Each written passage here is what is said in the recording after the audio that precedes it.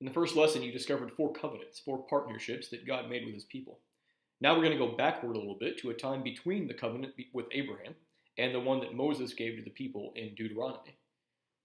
God promised Abraham that he would make his family, his descendants, numerous. Well, he did. Abraham's son had two sons, and one of those sons had 12 sons.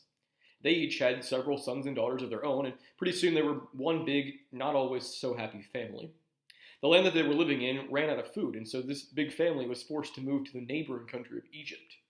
Luckily, God had worked it out so that one of those 12 sons was in charge of all the food in the land of Egypt. So the large family, now their name was Israel, moved to Egypt and just kept growing. Eventually, their brother, who had been in charge of the food, he died, and new people came to power in Egypt. But they didn't know this family of Israel so well. And so the new rulers got nervous about having all these strange people around, and so they turned them into slaves. Now, God had already told Abraham this would happen, so he wasn't surprised or caught off guard, but God loved his people too much to leave them to suffer as slaves in Egypt. And so that's where the story picks up with this lesson.